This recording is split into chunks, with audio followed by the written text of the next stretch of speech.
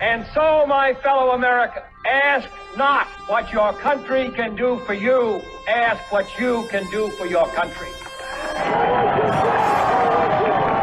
Mr. Gorbachev, tear down this wall. What the hell's going on out here? Everybody grabbing out there. Nobody. That the only thing we have to fear is fear itself. Today, I consider myself the luckiest man on the face of the earth. I'm not fearing any man. Mine eyes have seen the glory of the coming of the Lord. So 5 seconds left in the game. Do you believe in miracles? Yes! Unbelievable. Free at last! Free at last! Thanks Almighty! We are free at last!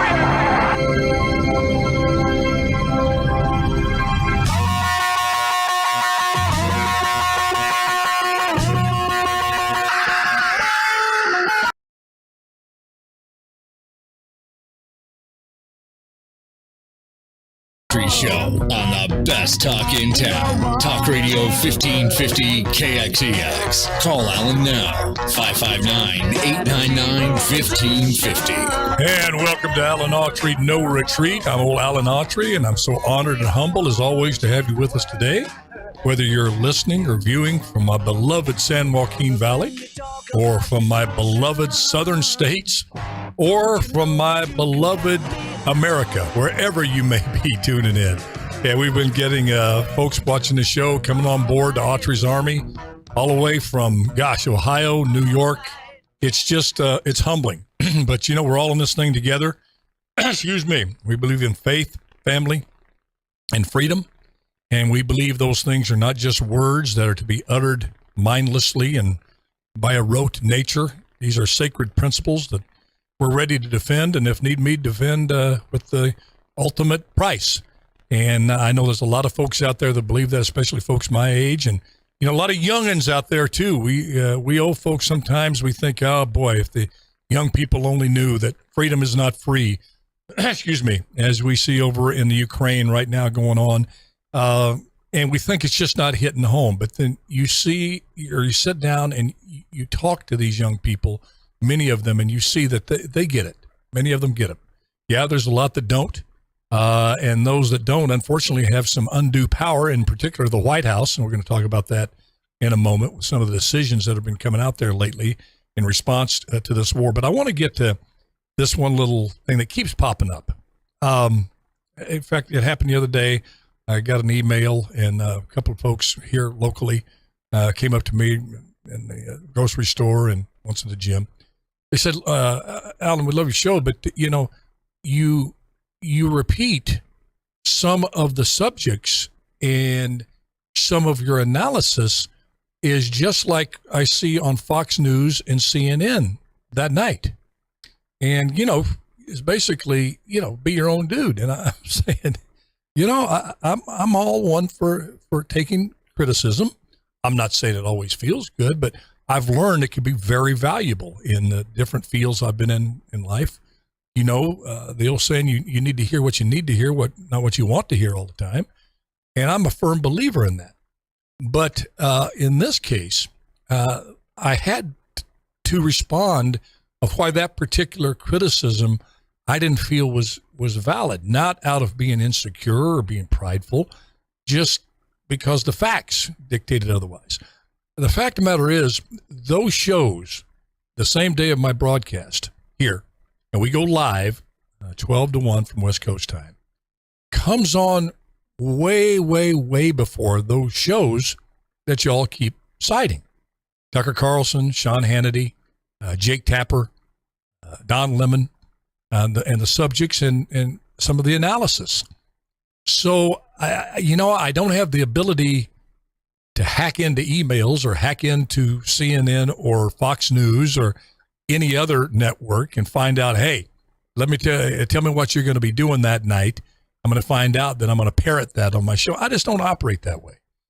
This is a live show. And if I didn't, if I really wanted to be smart alecky, I'd say, you know what? We come on from 12 to 1 live. If they're covering the same things we are, and there's some takes that are the same, if you want to say somebody's copying somebody, it's them. Autry's Army out there, you folks, Laura, and folks that call in and listen and things that I talk about here. So anyway, I would just put that out there as food for thought. I don't go and try to find out what, Tucker Carlson or Jake Tapper is going to talk about tonight. I go from my own instincts, my own take on things, and stuff that I hear back from you all that you want to talk about. So anyway, I've had to address this before, and probably will have to again. But again, it's I just don't go there. I don't go and do a bunch of research. I'll look at the landscape of subjects that are out there and try to pick out things I think they're most important to people, that are interesting to the people, and we go from there.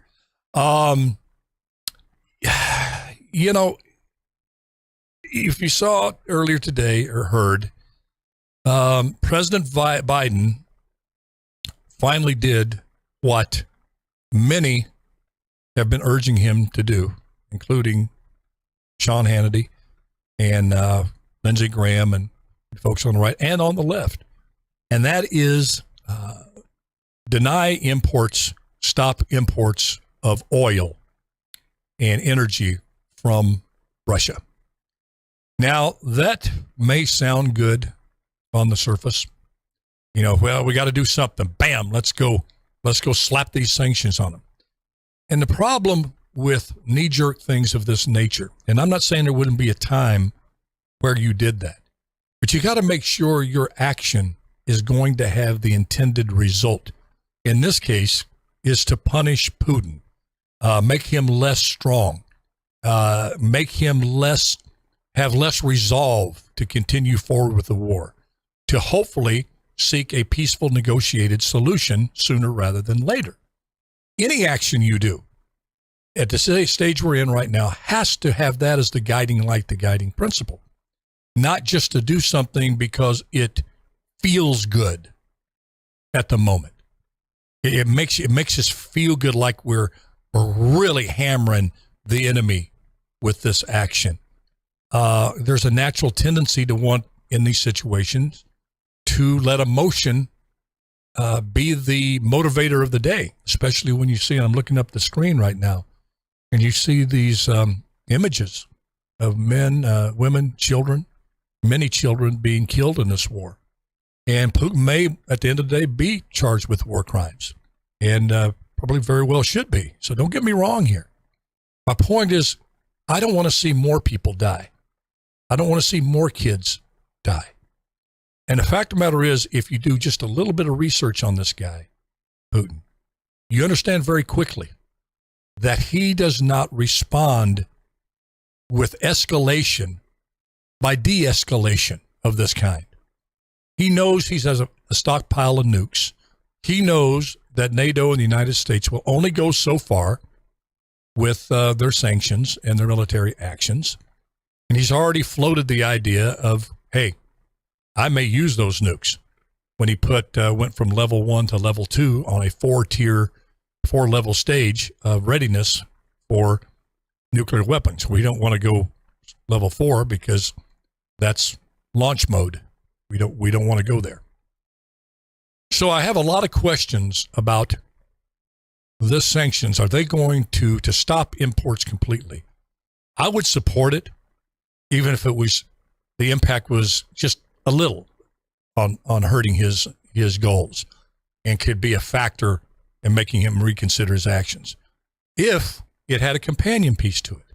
And that companion piece is lifting all these regulations, all of these rules on our energy sector, and let the energy sector create energy. Drill more oil. We got enough oil, folks. I don't know if you know this, and this is not a Fox talking point. It's just fact. We have enough oil here. You've been hearing abandoned around 100 years.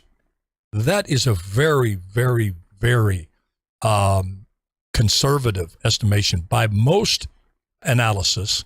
With all the technology we're coming up to stretch out that oil, you're talking about 200, 300, 400. Some people think even 500 years of energy in the ground here in America. We could not only satisfy our energy needs, but could be a world exporter of oil.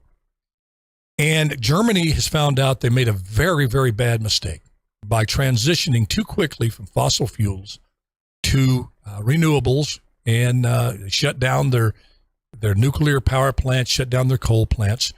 And then when this pipeline situation occurred, and this with Russia, and you had the war, and they felt they were morally obligated to not take any more oil, they had to do about face and made a decision to start using fossil fuels and nuclear power again.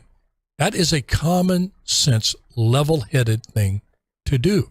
Because how can you stand up against oppression if Putin decides Ukraine's not enough? We're going to go to Poland.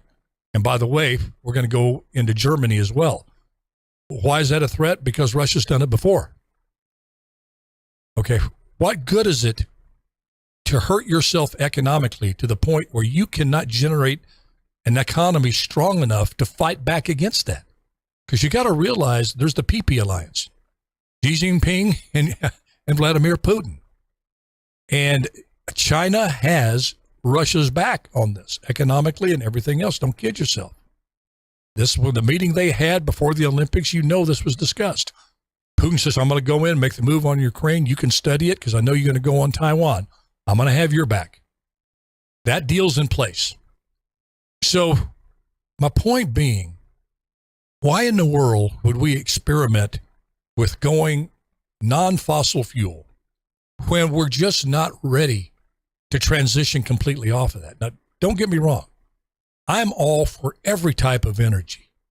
Solar, geothermal, wind, every other kind of renewable you can think of, I'm for.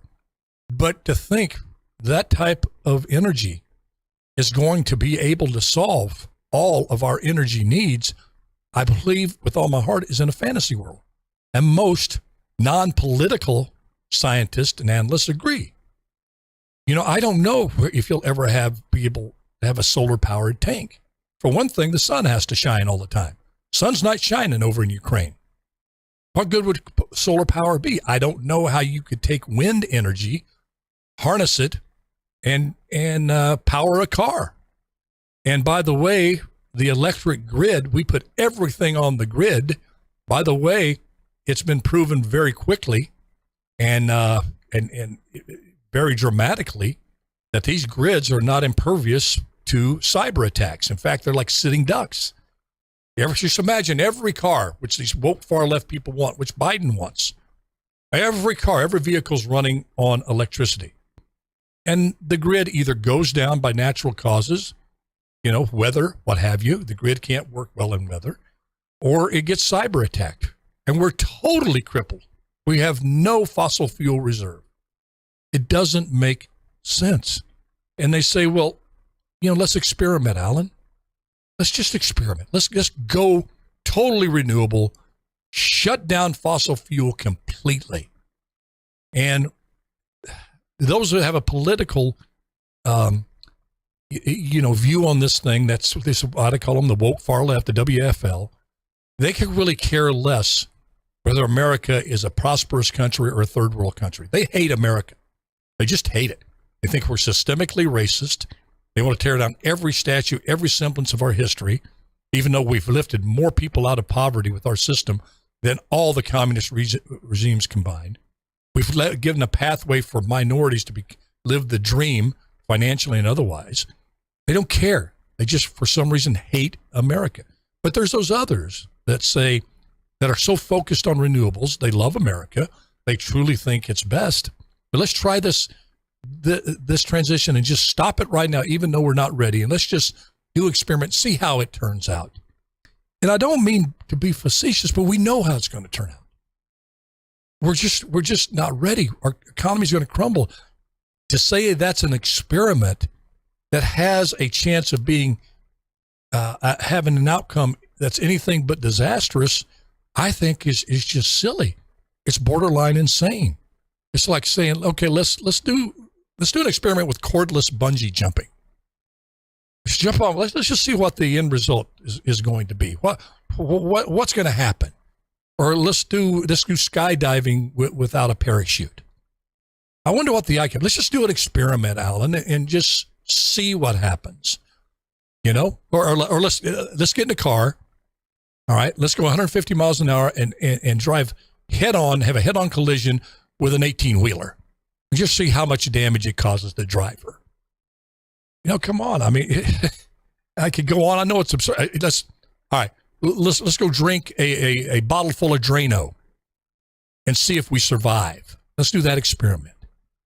Now, I know it'd be silly, this and that, but that's exactly what this experiment to right now, this time in history, to totally divorce ourselves from fossil fuel and even think for a moment that we would remotely have a chance of being economically viable. It's going to cause, if we did that completely, and we're doing that, we're seeing the results. Gasoline going up to $7, $8 a gallon. That is devastating to an economy, and especially the poor. Inflation is already off the charts at 40-year highs now. Now, the folks that are fat cats that can withstand that, oh, man, they're going to stand by that principle. Sanction Putin, and I'm willing to pay the price. I'm willing to suffer here at home. You know, it's not going to stop Putin. It's not going to be, it's like grabbing a Louisville slugger and going up to Putin and says, I'm going to show you, and then hitting yourself in the head with it. You know, it's like a quarterback. I'll use a sports analogy. It's a quarterback. It's like dropping back to pass, being tackled by your own team. It's not going to work. And it's all about, well, Alan, we got to do something. Okay. I support the sanctions, but at the same time, you've got to unleash our energy sector, as Trump did. Yeah, I said it. Well, Trump. Oh, well, if Trump came up with it, I don't. You know, Trump may have a cure for cancer. Well, Trump come up with it. We're not doing it.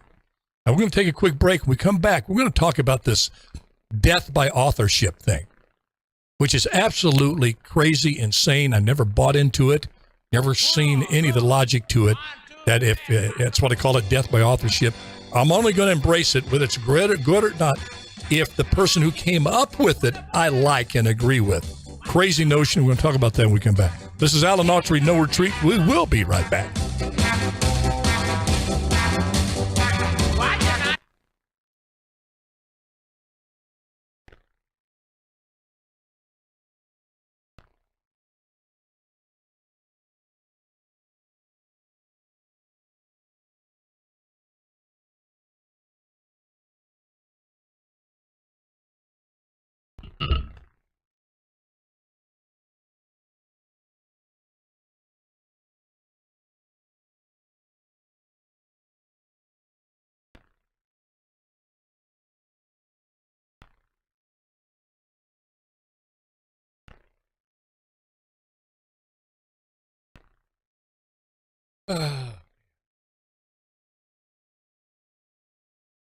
Hey, folks, social media. So happy to have you with us.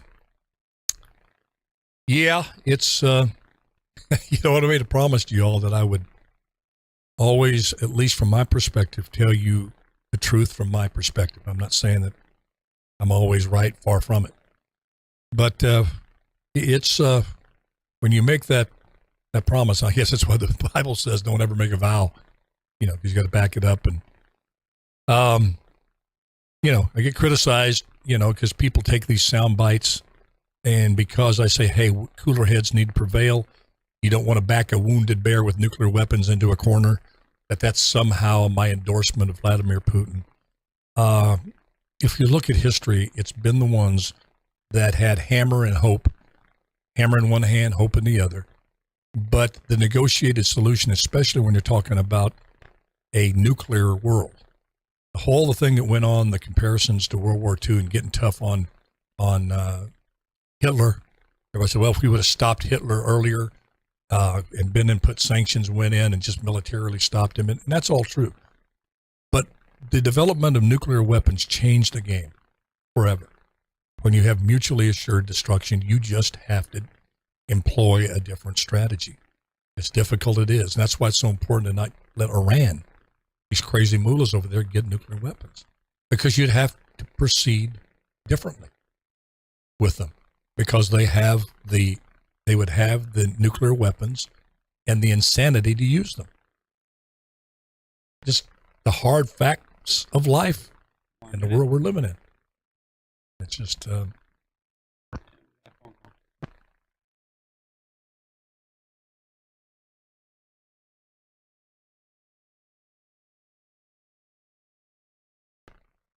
We'll be back here on radio in about 30 seconds.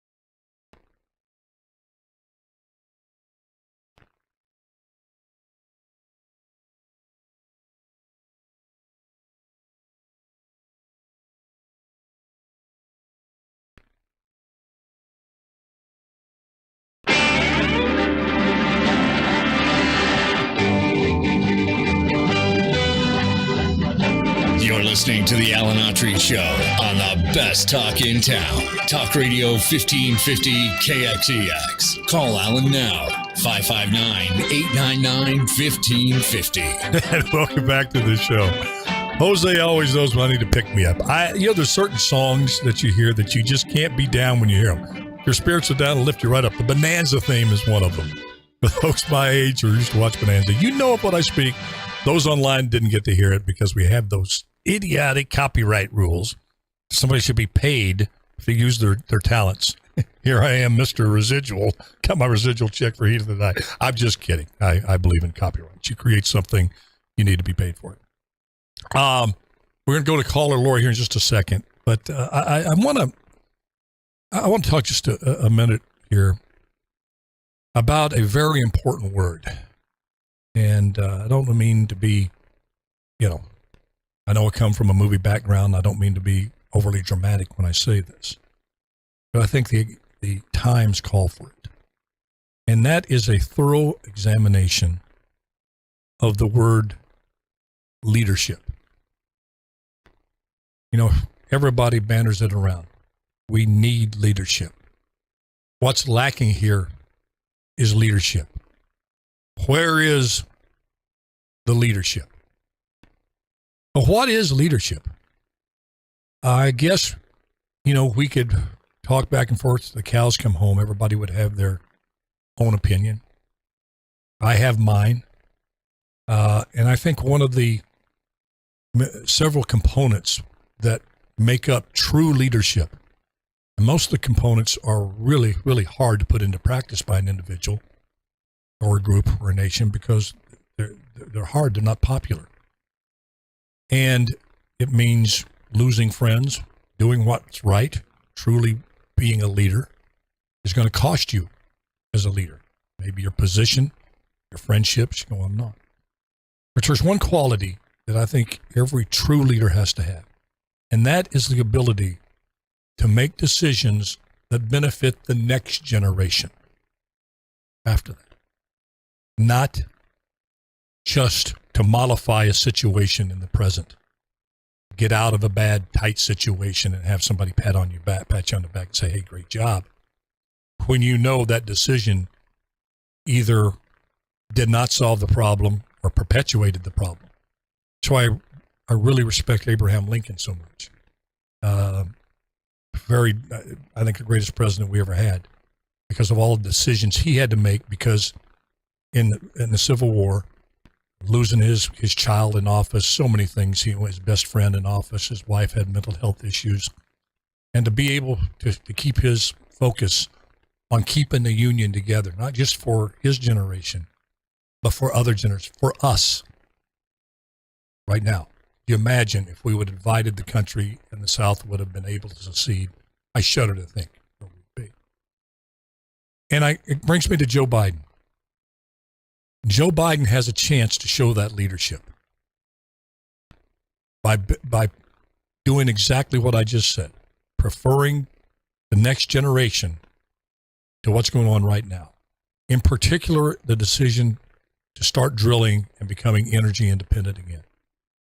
If he came out today and said, I'm going to unleash our energy sector so Vladimir Putin and any other hostile regime who hates liberty and freedom will never be able to use the energy card to hamstring us, to chain us up, to make us subservient to them, to make us acquiesce to them. We have the ability to do that. And you look at most of our enemies, folks that are out to get us. Russia, Iran, a lot of Middle East countries, Syria. They're oil exporters. And we're at their beck and mercy. Do you realize that Joe Biden sent a delegation to Iran to beg for oil? The same death to America Iran. The same Iran that says one of their sole purposes is to wipe Israel off the face of the earth. Saudi Arabia. Now, you can say what you want. That is the worst best friend you could ever have is Saudi Arabia. You know why things never blow up in Saudi Arabia by terrorists? Because a lot of those folks financed the terrorists in Saudi Arabia. They kill their descendants. If you haven't seen this, my fellow that their critic from the media, that they chopped up in pieces, going to Saudi Arabia and begging them to pump more oil. Now, what it would cost Biden to make this decision, very simple one, and it astonishes me because I'm starting to realize who Joe Biden really is.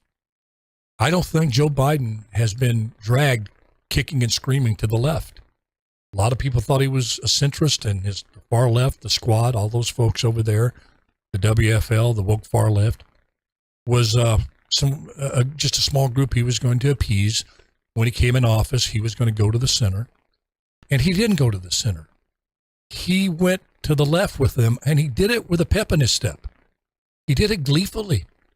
He made these announcements about, he sends Kamala Harris to fix the border issue. Which probably the most ill-prepared, non-qualified person for that job. Packing the court, all this stuff before the Ukraine situation started. They withdrawal from Afghanistan. Didn't bother him at all. And this whole thing about being energy, having renewables as the only energy accessible to the American people. All of the analysis says that is not going to work. It's going to be disastrous. Yet he still clings to that. He still won't go against that woke far left that are embedded in his administration. He is running like a scalded dog from those folks all the time, to the point now where I think he's got the Stockholm syndrome. I think he identifies with that. He feels comfortable with that ideology, that we should tear down all institutions in America. America's systemically racist. It's a horrible country. So why not destroy it economically? Start all over again. Why not build back better? You ever really break down that phrase, build back better? Build back doesn't mean improve to make it better. Doesn't mean keep what's working and improve on it better. Build back denotes you have to destroy something. Completely destroy it before you can build it back better. And people say, well, you might be parsing words. Well, I don't think so. Forrest Gump's mother said, stupid is what stupid does. And I'll take this. Woke far left is what woke far left does. Woke is what woke does. And he said in the State of the Union, some of his biggest platforms, called America a systemically racist country. And again, I'm going to say the question again to be out there for folks to just ponder, think about. Because I think if you do, you'll see his rationale in not becoming energy independent. He's adopted this ideology that hates America the way it is now. Not improve on it, like the Constitution allowed us. Hey, slavery is wrong. We went to work and fixed that. Took too long, but we got it done. Women didn't have the right to vote in that document. He said everyone should be treated equal. Went to work on that, got it done. Voting rights weren't where they should be, got it done. Again, way too early, but we had a system that was not systemically racist. It was systemically capable of correcting the flaws within itself. It has some self-healing in those documents. The Constitution, Declaration of Independence. So, yeah, $10 a gallon gasoline, foreclosures in homes. People can't, People on fixed income, seniors have to, go from having some decent food to getting cans of Spam. Although Spam is underrated, I kind of like Spam. But you know what I'm saying. And again, and Laura, hang on, I'm going to go there to you here in a moment. I just find it astonishing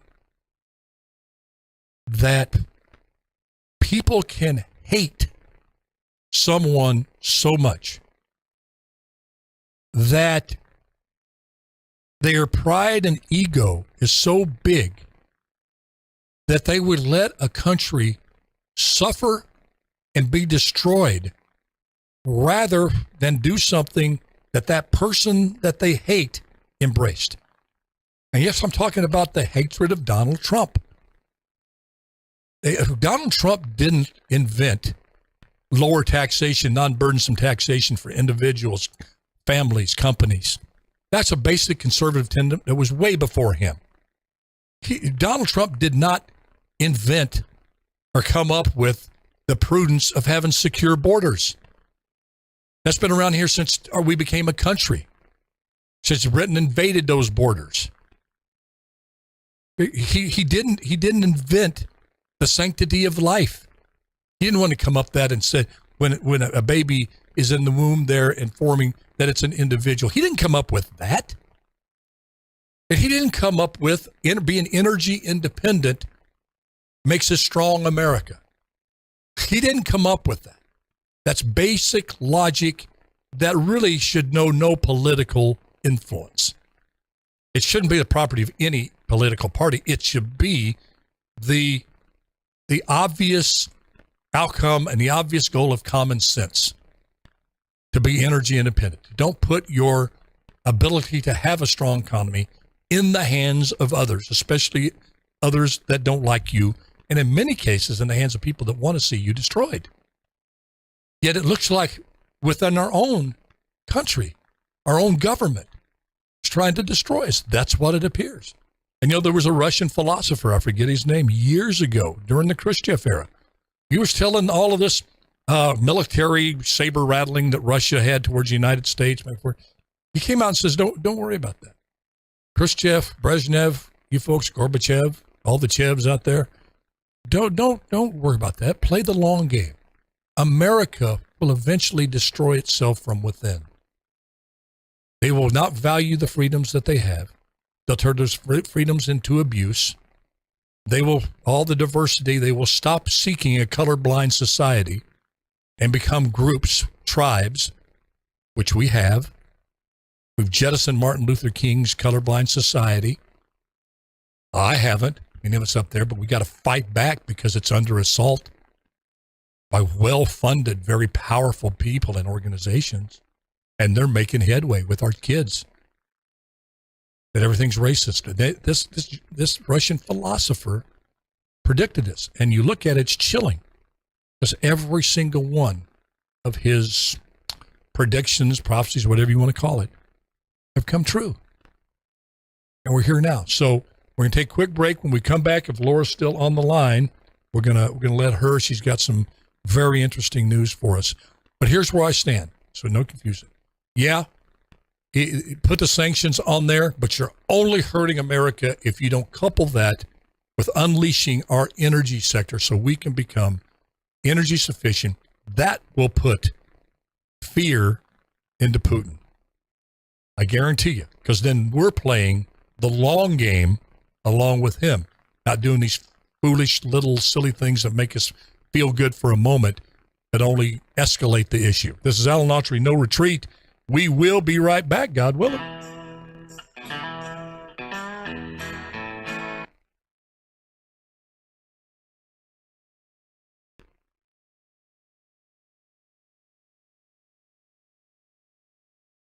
Autry's Army out there, I want to have a show because I find it extremely interesting. There's a religious element to this whole thing with Putin and in Russia as it pertains to what's going on in the Ukraine. And the Ukraine has a religious element attached to it as well. And very, very interesting stuff, and stuff that needs to be considered if you're talking about having a negotiated solution. I've said on this show before, by saying that Putin is diabolically a diabolical genius, you know, gosh, you get called a Russian sympathizer. I mean, come on. Goodness gracious almighty. Stop with that nonsense. You're not going to silence my voice on that. I've been around too long. You got to know your enemy. And if you think the enemy is just stupid, ignorant, and if you really do want a negotiated settlement, you don't want to blow up the whole freaking world, which is what we're messing with. You got to sit down with people you don't like to sit down with, try to find some common ground, and try to find some way to coexist on this planet, not mutually destroy each other and the rest of the world along with it. So that's where I come from. When I make an analysis on a particular action that we're taking as a government, and it's just, please, you know, especially I'm speaking to my regular folks that tune in, please let folks that may not be on the show, because I know I run some people off on the show. The moment I say, you know what, you need to respect what Putin is saying, not like it, not embrace it. By respect, I mean understand that he believes what he believes when he says it, and have to take that into account. If you may have to give him something in order to get something, because a zero-sum game, what we're seeing in Ukraine, has one outcome: disaster. It's just disaster. And I'm not the brightest chrome on the bumper. It's just a common sense that I have in me. Those nuclear weapons, I'm telling you, they're no joke.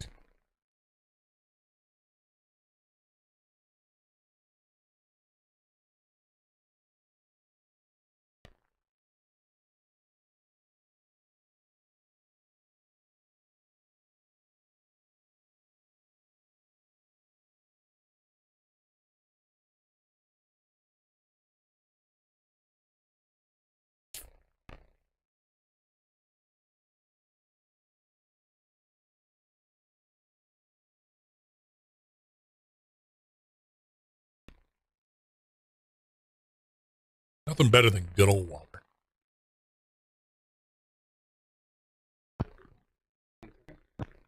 I need to drink more of it, don't you? Statistics say you're not drinking enough water.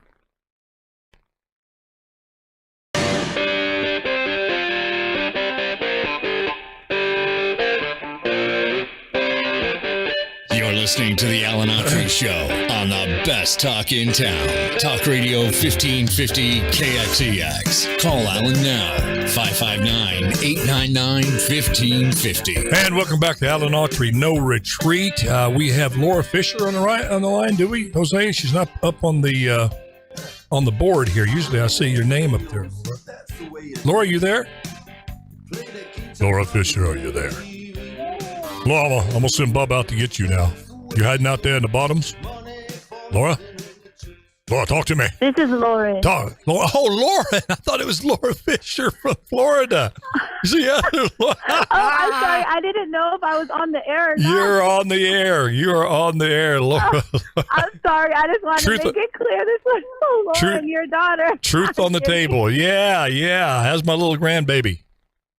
Oh, he's great. We're listening to the show out here in the park out in Hampton, California. We still get the reception a little bit out here, so excellent. Great. Well, what's on your mind?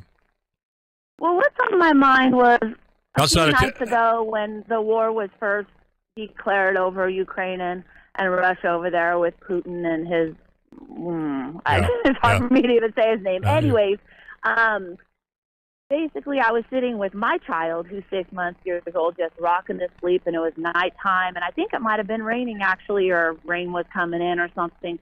And I thought about every other mother and father over in Ukraine who did absolutely nothing. Every elderly person sitting in their home scared to death because somebody wants power, because somebody has to rise above and conquer something they will never be able to conquer. So that's what I thought when I was sitting with my child. I said, what if I was with Joseph And somebody did that to America. And you know what? It's not too far removed. With where we're at, it could happen at any day. So when we're thinking Ukraine's so far away and we're doing our daily business and forgetting about these innocent people being killed, it could be done to us at any minute. So we really need to wake up, look at our children, and find out what's worth fighting for. And that's all I have to say. You know, and what a great statement, Lauren. It's that's why there's such great empathy for this country. I think all wars are horrible, and it's terrible to see these images, but I think it's really good. It's things we have to see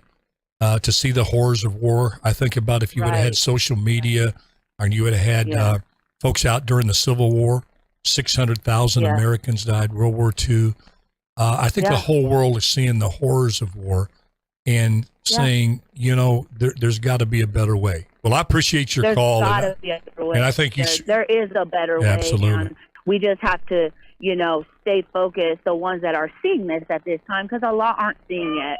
We're just going along. Right. Well, I think you've spoken for a lot of mothers out there that had that are having those same thoughts, and our thoughts and prayers certainly go to the Ukrainian people, and especially the children and mothers there. Well, Lauren, thank you for taking the time to call in. Appreciate it so much. And give little Joseph a big hug there and say hey to Sean and Isaiah for me. Bye-bye now. Okay. Yeah, I think that's, you can't help, as a father, you see these kids being hurt, but as a mother, you see the mothers who brought these children into the world, and to lose them at such a young age or become hurt and have scars and injuries that will last a lifetime. It's just truly, truly heartbreaking. But again, I want to go back to some realities, though. We have that. It's a very emotional subject. Let's talk about it. Now, I've got,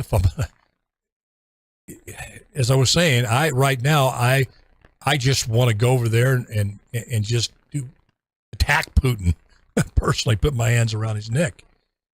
But we have to keep the cool heads and make the proper decisions in this war. For example, on The View, it's amazing how folks, you got to do a little bit of homework before you kind of spout off on a international platform, like a TV show. On The View, they came out and said, we could do a no-fly zone. We did it in Bosnia, the lady said on The View. We did it in Iraq. Yeah, but those are not nuclear countries. You shoot down a plane. They don't have nukes that they can unleash on the world. You shoot down a plane from a country that has nuclear weapons. That's a completely different action. We got to understand that. And we got Laura Fisher here. Laura, are you there? I'm here. All right. Well, thanks for calling in. What you got for us, girl? Oh, well, where do you want to start? If you'd like to start with our oil supply, I'll be more than happy to start there. Because this is about to make me start day drinking. I already picked out my bathrobe. It's very nice. It has pockets for snacks. Oh man, you're something. Hey, before you go, I got a question for you. I've been waiting for this. What do you call it when you feed dynamite to a bull? What? Abominable. Oh Lord. Okay. All right, go forth. Okay, so I'm just thinking of you in your drinking robe. I'm just picturing you there in your drinking robe. Go ahead. I'm sorry. With my emergency gin, yes, that I had to break out during the State of the Union, and my husband sat in a chair and didn't move because he said he didn't want to make any sudden moves, and he locked up the guns because he was afraid I was going to shoot his brand new TV. Oh my gosh! All right, we got to laugh through the tears. Go ahead. What you got on the? Let us hear it. Okay, well. We're not going to increase domestic oil supply. That's a given. That's not going to happen. And the reason it's not going to happen is because, I have contacts. I know people who know people. And I got leaked internal memos from Shell, Chevron, Occidental, and Mobil. They came out in 10/21. And they were actually sent to the New York Times, which then I was able to get them. And they had made decisions to do a financial restructure and not increase domestic production due to the aggressive climate initiatives of the Build Back Better bill. Yeah, but 2021. So 2021. Yeah, so they decided they were going to pull money from R&D because, they currently have 600 leases that they're not drilling on right now. They also decided not to replace employees that they had lost during the pandemic. They also decided that they were not going to invest $160 million in the specialized training required for drivers of oil tankers that they were going to need that they had lost during the pandemic. And they also were not going to go ahead and place a multi-billion order for raw materials that were going to be required because of these climate initiatives that were going to be so aggressive. Well, then today, Brian Deese, the director of National Economic Council, stood on CNN and lied through his teeth, saying that, that it wasn't going to be a problem. That they were working on trying to increase our domestic oil supply. Well, let me tell you something. The day after the State of the Union, when Joe Biden stood there in front of the entire country and started beating the drum again about climate change and bragging about the number of electric vehicles that he's going to put on the road through Ford and GMC, solidified their decision. They're not going to increase oil production. And let me say this. The reason that Joe Biden is so fixated on electric vehicles, it's not because he wants us to be energy independent. It's because he wants to get rich. There is one cobalt mine in the world that is in the Democratic Republic of the Congo that produces 92% of the cobalt needed and used to produce every single electric vehicle made in the world. And guess who owns a 30% share of that cobalt mine? None other than Hunter Biden. Is that a fact? That is a fact. It's owned by BHI, and he is a 30% owner of it. The other 70% is owned by the Bank of China and 5 Chinese businessmen who have very, very strong ties to Chinese military intelligence. Let me ask you this, Laura, and listeners. It just, one thing, I kind of keep my cool on everything. I try to in life. Yeah, you live enough years and you just kind of, you don't let you get your temperature up a little bit. You deal with things with a calmer head and stuff. But there's still a couple of things that really get to me. One of them, if I see a child mistreated, abused, that gets me going to where I want to do bad things. I see a spouse, a wife being abused. I get that. And another one is when you see people talk down to people they think are less than them. I guess it's raised from being abstract poverty, as they used to call it, abject poverty I was raised in. Just saw a lot of people like myself, families, poor people, and certain individuals just look down upon and think that they're just stupid. And when you see Jen Psaki come out today, and when it was questioned, she had a question, forget who it's from. This is, why don't you drill more? And she says, look, there's 1,600 leases available to the energy industry to drill more. And she knows full well that the new regulations that Biden put on those leases, that those companies can not only not make a profit, they will lose a ton of money if they comply with all of those regulations. And yet they did not get you. I look at that and I'm saying, you otherwise seem like a very good lady. Probably, I don't know if she's a mother or what have you, but couldn't you just say to your boss, look, give me another response, because I'm not going to mislead the people like this. I'm not going to look down at folks and just flat out lie to them and think so little of them to have them to say that. It just, it is what it is. Say, no, under no circumstances are we going to drill. And that's it. And let the chips fall come the midterms. But Alan, a lot of this could have been avoided. And I'm sorry, but I'm gonna go after the Trump administration. Hey, go! Hey, this is open, equal opportunity criticism, man. Where it's deserved, go for it. The Trump administration beat the drum about the importance of energy independence. Okay, I'm fine with that. I don't have a problem with that. But the way that he handled Keystone, when he revived Keystone, he did it completely wrong. Every bit of it was completely wrong. The way that because Trump did it in the immediate with the assumption that he was going to be president forever and that this was going to be a protected project forever. You mean through executive order? Realize and understand that at some point, there's going to be another administration in there, and they're going to stop it or they're going to shut it down because they didn't like some of the environmental impact. So this is what he should have done. Number one, when he revived it, he should have gone in and he should have renegotiated with TransCanada because the United States was taking all of the risk with spills and everything else. So that all of that risk was going to fall on us. It could have contaminated 30% of our irrigation water in the Midwest, not to mention the billions of dollars in cleanup. So he should have gone in, he should have negotiated with them and said, either you're going to give us $1 leases to go into Alberta but it wouldn't have mattered unless you had that thing protected other than executive order, like you said. It didn't matter if every caveat was met, like you were saying, it was the perfect deal. You know Biden was going to get rid of it. Not if it was done through legislation, honey. Oh, yeah, legislation. No, exactly. But you're talking... He had the Senate, and if he had attached certain climate initiatives, such as carbon capture of natural gas, along with that, just stuff that in the bill, because it wouldn't have cost us, it would have been minuscule. But we could have offset our risk at cost by getting either refined oil out of that deal, which would have put us, this is the risk analysis versus number of barrels of oil per day, 773,000 barrels of oil would have been 18% of the amount of refined oil coming through that pipeline.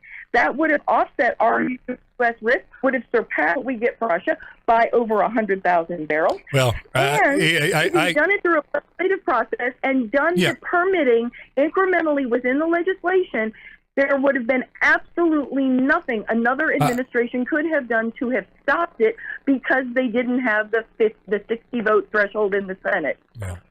Yeah, I understand what you're saying, but I still think the majority of the accountability on this debacle is in the lap of Joe Biden.